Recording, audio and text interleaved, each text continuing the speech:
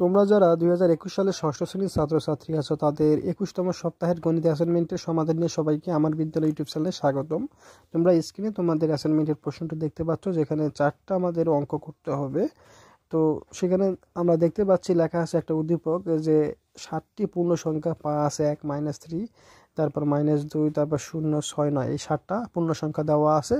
আর ওই উদ্দীপকের আলোকে 4টা প্রশ্ন করা আছে, যেখানে ক নম্বরে বলা আছে উপরের সংখ্যাগুলো থেকে অঋণাত্মক ও তোমার ঋণাত্মক সংখ্যাগুলো আলাদা করো। অর্থাৎ এখান থেকে যে 7টা সংখ্যা আছে এই 7টা সংখ্যার মধ্যে কোনগুলো অঋণাত্মক সংখ্যা এবং কোনগুলো তোমার ঋণাত্মক সংখ্যা সেগুলো আমাদের বাইর করতে হবে। তারপর ক্ষয় বলছে অঋণাত্মক সংখ্যাগুলোকে সংখ্যা রেখায় স্থাপন করতে হবে। তোমরা যারা সংখ্যা রেখায় অঙ্ক করছো কেমন করে স্থাপন করতে হয়, যোগ করতে হয়, তারা নিশ্চয়ই জানো কেমন করে এটা করতে হয়। তারপরে গ নম্বর দেওয়া আছে সংখ্যাগুলোকে মানের ক্রমানুসারে, অর্থাৎ মান অনুযায়ী সাজাইতে হবে। তাদের মান অনুযায়ী কে যে বড় সে পিছনের দিকে থাকবে, ছোট সে সামনের দিকে থাকবে। আর সর্বশেষ ঘ নম্বরে বলা আছে যে সংখ্যার রেখা স্থাপন করে সংখ্যাগুলো যোগফল নির্ণয় করো। অর্থাৎ আমরা যে 7টা সংখ্যা দেখলাম ওই 7টা সংখ্যা আমরা আমাদের যে সংখ্যা রেখা আছে সংখ্যা রেখা স্থাপন করব এবং সংখ্যা রেখার মাধ্যমেই আমরা দেখাই দেবো যে এদের যোগফল কত, এবং এটা একটা ভাষাও লিখতে হয় নিশ্চয়ই, সে ভাষাটাও লিখবো। তো এই 4টা কাজে আমাদের আছে যেগুলোর আমাদের সমাধান করতে হবে। তো আশা করি তোমরা এই সমাধানগুলো সবার থেকে একটু আলাদাভাবে আমি করে দেবো, আশা করি তোমরা পছন্দ করবে। তো চলো আর কথা না বাড়াই, সরাসরি আমাদের ক, খ, গ, ঘ এই 4টা প্রশ্নের সমাধান একের পর এক দেখি। আমাদের যে ক নম্বর যে প্রশ্নটা ছিল সেখানে বলছিল যে তোমাদের এই 7টা সংখ্যা থেকে ঋণাত্মক এবং অঋণাত্মক সংখ্যা নির্ণয় করতে বলছিল। তো এর উত্তরে আমরা লিখবো বা সমাধানে আমরা লিখবো যে উদ্দীপকের 7টি পূর্ণ সংখ্যা 5, 1, -3, -2, 0, 6, 9। ঠিক আছে, এখন সংখ্যাগুলোর মধ্য থেকে ঋণাত্মক সংখ্যাগুলো হলো -2 এবং -3। কেন? কারণ আমরা জানি যে সংখ্যাগুলো তোমার হলো মাইনাস থাকে সেগুলোই তোমার ঋণাত্মক সংখ্যা, আর যে সংখ্যাগুলো তোমার সাথে তোমার মাইনাস চিহ্নটা থাকে না সেগুলো হয়ে যায় অঋণাত্মক সংখ্যা। ঠিক আছে, তো আমরা যদি এখন আসি অঋণাত্মক সংখ্যায়, তাহলে দেখো -3 আর -2 বাদে অন্য কোনো সংখ্যার মধ্যে আর মাইনাস চিহ্ন নাই, তার মানে এগুলো সবগুলোই অঋণাত্মক সংখ্যা। তো ওটাই আমরা লিখলাম যে অন্যদিকে অঋণাত্মক সংখ্যাগুলো হলো 0, 1, 5, 6, 9। তো এটা ছিল আমাদের ক নম্বর যে প্রশ্ন, তার সমাধান। এখন আমরা খ নম্বর যে প্রশ্নটা ছিল তার সমাধানে চলে যাব। আমাদের যে খ নম্বর যে প্রশ্নটা ছিল সেখানে বলা ছিল যে অঋণাত্মক সংখ্যাগুলো যেগুলো ছিল সেগুলোকে সংখ্যার রেখায় স্থাপন করতে বলেছিল। তো এর সমাধানে বা উত্তরে আমরা লিখবো যে উদ্দীপকের অঋণাত্মক সংখ্যাগুলো হলো 0, 1, 5, 6, 9। নিচে সংখ্যাগুলোকে কি সংখ্যা রেখায় স্থাপন করা হলো। প্রথমে আমরা শূন্যকে সংখ্যা রেখায় স্থাপন করবো, এই জন্য লিখবো শূন্যকে সংখ্যা রেখায় স্থাপন দিয়ে একটা টান দিব 2টা। ঠিক আছে, দেওয়ার পর আমরা সংখ্যা রেখাটা আট করবো, করার পর আমাদের সমান মাপ অনুযায়ী আমরা বাম দিকে 2, 4, 5টা যে কোনো ইচ্ছা মতো আমরা সংখ্যা নিব। ঠিক আছে, ডান দিকেও নিতে পারি। তো আমরা মনে রাখবার সময় ডান দিকেরটা প্লাস হয় আর বাম দিকেরটা মাইনাস হয়।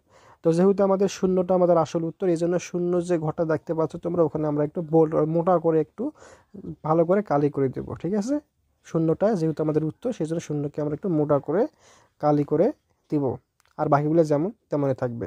আর তারপর আমরা 1কে সংখ্যার রেখায় স্থাপন করবো। তো আগের মতোই আমরা সংখ্যা রেখাটা আট করবো, ডান দিকের গুলা প্লাস দিব আমাদের ইচ্ছা। আমি এখানে 4 পর্যন্ত গেছি প্লাসের মানের দিকে, তুমি 5ও যাইতে পারো, আবার 3 লিখলেও সমস্যা নাই। বাম দিকে আমি -3 পর্যন্ত গেছি, তুমি -5 পর্যন্ত গেলেও সমস্যা নাই। তো যেহেতু আমাদের 1কেই দেখাইতে হবে স্থাপন করে, সেজন্য আমরা 1-এর ঘরটাকে দেখো একটু মোটা করে কালি করে দিয়েছি। তোমরা এই 1-এর ঘরটাকে মোটা করে কালি করে দিবা। তো এই যে আমাদের 0 আর 1 যে সংখ্যা রেখা স্থাপন করতে বলা হয়েছিল সেটা দেখলাম আমরা। এখন 5, 6, 9 যে আছে, এখন এই 5, 6, 9-এর সংখ্যা রেখা স্থাপন কেমন হবে সেটা এখন দেখব। এখন আমরা স্ক্রিনে 5 নম্বর যে সংখ্যা তার সংখ্যা রেখা স্থাপন দেখতে পাচ্ছি, সেটাও আগের মতো আমরা একটা সংখ্যা রেখা আট করব। আট করার পর ডান দিকে প্লাস আমরা বসাবো, যেহেতু ইচ্ছা মতো আমি এখানে 6 পর্যন্ত নিছি, তোমরা 7, 8 পর্যন্ত নিতে পারো, শুধুমাত্র 5 পর্যন্ত ডান দিকে নিতে পারো। আর বাম দিকে আমি এখানে নিছি -3 পর্যন্ত, তুমি -2, 1 বা -4 পর্যন্ত নিলেও কোনো সমস্যা নাই। তো যেহেতু আমাদের 5 আমাদের সংখ্যার গায়ে স্থাপন করে দেখাইতে হবে, এই জন্য আমরা +5-এর যে ঘরটা আছে ওখানে আমরা মোটা করে একটা দাগ দিব। তো যেটা তোমরা দেখতে পাচ্ছ এরকম করে তোমরা দাগ দিবা। তো এরপরে 6কে আমরা সংখ্যার গায়ে স্থাপন করবো, সেটা আগের মতো দেখো আমরা 6কে দেখো 6-এর ঘরটাকে একটু মোটা করে সুন্দর করে দাগ দিয়ে দিছি। তো এটাই আগের মতো যে তোমরা তোমাদের মতো করে সংখ্যা নিবা, সমস্যা নাই, কিন্তু 6-এর ঘরটাকে অর্থাৎ প্লাস যেহেতু 6 এটা, ওই জন্য +6-এর ঘরটাকে তোমরা অবশ্যই সুন্দর করে মোটা করে কালি করে দিবা। আর সর্বশেষ আমার কাছে 9কে সংখ্যা রেখা স্থাপন, তো এটাও আগের মতো আমরা 9 পর্যন্ত ঘর নিয়েছি, যেহেতু জায়গা কম, অথবা তুমি 10-12 পর্যন্ত নিতে পারো, ডান দিকে মাইনাস কম দিতে পারো, সমস্যা নেই, কিন্তু +9-এর ঘরটাকে তোমাকে অবশ্যই ভালো করে মোটা করে কালি করে দিতে হবে। তো এগুলা করলেই তোমাদের সবগুলো সংখ্যায় কি তোমার সংখ্যার রেখা স্থাপন করা হয়ে যাবে, আর এর মাধ্যমে ক্ষয়ের সমাধানটাও হয়ে যাবে। এখন আমরা সরাসরি গ নম্বর যেটা ছিল সমাধান করতে বলা হয়েছিল প্রশ্নে, সেই গ নম্বর প্রশ্নের সমাধানে চলে যাব। তো গ নম্বর প্রশ্নে আমাদের বলা ছিল যে সংখ্যাগুলোকে তাদের মানের ক্রমানুসারে সাজাতে হবে। তো মানের ক্রমানুসারে সাজা মানে ছোট থেকে বড় দিকে যাওয়া। কি বললাম? মানের ক্রমানুসারে সাজানো মানে হলো, তোমরা মনে রাখবা, ছোট সংখ্যাটা সবচেয়ে ছোট সংখ্যাটা যেটা সেটা আগে লিখবা, তারপর আস্তে আস্তে উপরে অর্থাৎ বড়র দিকে যাবা। তো এই জন্য আমরা লিখছি উত্তরে যে 5, 1, -3, -2, 0, 6, 9 সংখ্যাগুলোকে তাদের মানের ক্রমানুসারে সাজালে হয় যেহেতু আমাদের সবার যে সবচাইতে যে দুর্বল পার্টি অর্থাৎ সবচাইতে যে ছোট সেটা সংখ্যা আগে লিখবো, এই জন্য -3টা আমরা আগে লিখলাম, তারপর লিখলাম -2। একটা জিনিস মনে রাখবা, যত মাইনাস বেশি তার মান তত কম। তারপর আমরা দিলাম 0, তারপর 1, তারপর 5, তারপর 6, তারপর 9। তো এগুলা লেখার মাধ্যমে আমাদের যে সাজানো যে বলছিল মানের ক্রমানুসারে সেটা সাজানো হয়ে গেল।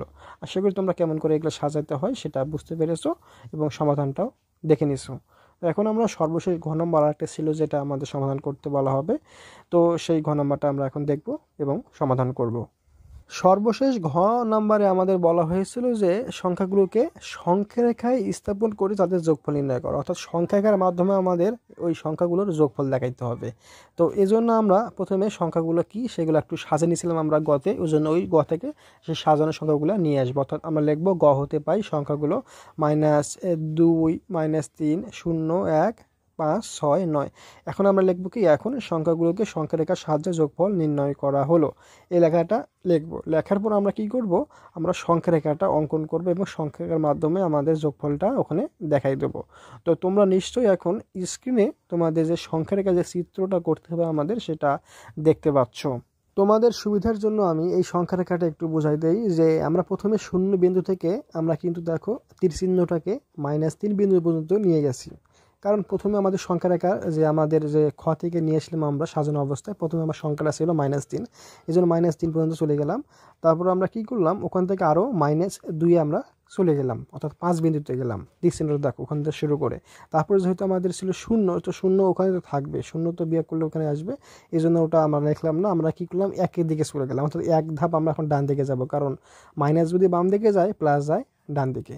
তো এই জন্য আমরা কী করলাম, এই দেখো তীরটাকে আমরা 4 পর্যন্ত অর্থাৎ -4 পর্যন্ত নিয়ে আসলাম। তারপর কী করলাম, ওখান থেকে আমরা আরও 5 ধাপ গেলাম, যেহেতু আমাদের পরবর্তী +5 ছিল, এই জন্য আমরা এই -4 বিন্দু থেকে 5 ধাপ আমরা ডানে গেলাম। তো এখানে গেলে আমরা হয় +1, তো প্লাস না লিখলেও চলে, আমাদের 1 বিন্দুতে গেলাম, ওখান থেকে আমাদের আরও 6 ধাপ ডান দিকে যাইতে হবে, কারণ আমাদের পরে আরও 6 ছিল।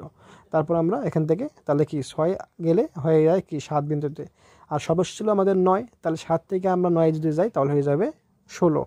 তো এই যে এটা আমাদের ছিল সংখ্যারেখাটার মূল হিসাব, এবং আমরা কিন্তু 16 যেহেতু আমাদের সর্বশেষ অবস্থান, এই জন্য 16 বিন্দুটাকে আমরা মোটা করে কালি দিয়ে দাগে দেবো, যেন স্যার বুঝতে পারে যে এটা আমাদের সেই উত্তর অর্থাৎ যোগফল। তো আশা করি তোমরা ব্যাপারটা বুঝতে পেরেছো। তো এই লেখাটা মানে এই চিত্রটা করার পর, সংখ্যারেখাটা করার পর আমাদের কিছু ভাষা লিখতে হবে এবং ভাষা লিখেই আমাদের যে উত্তরটা সেটা শেষ করতে হবে। তো এই সংখ্যারেখাটার নিচে আমাদের যে ভাষাটা লিখতে হবে এখন, সেই ভাষাটা আমরা এখন দেখে নেই। তো সংখ্যারেখার নিচে যে আমরা ভাষা লিখবো সেই ভাষাটা আমরা এখন দেখতে পাচ্ছি, যেখানে আমরা লিখব প্রথমে যে 0 বিন্দু হতে বাম দিকে 2 ধাপ অতিক্রম করে -2 বিন্দুতে পৌঁছাই, এটা লিখবো প্রথমে। তারপর লিখবো এরপর বাম দিকে আরও 3 ধাপ অতিক্রম করে -5 বিন্দুতে পৌঁছাই, যেটা আমরা সংখ্যারেখার তীর চিহ্নের মাধ্যমে দেখে দিয়েছিলাম। এখন ডান দিকে 1 ধাপ অতিক্রম করে -4 বিন্দুতে পৌঁছাই, আবার -4 বিন্দু হতে ডান দিকে আরও 5 ধাপ অতিক্রম করে 1 বিন্দুতে পৌঁছাই। এভাবে তো আমরা চিত্র দেওয়া যাচ্ছিলাম, তো এইভাবে করে আমাদের ভাষা লিখতে হবে। এরপর ডান দিকে আরও 6 ধাপ অতিক্রম করে 7 বিন্দুতে পৌঁছাই, সর্বশেষ ডান দিকে আরও 9 ধাপ অতিক্রম করে 16 বিন্দুতে পৌঁছাই।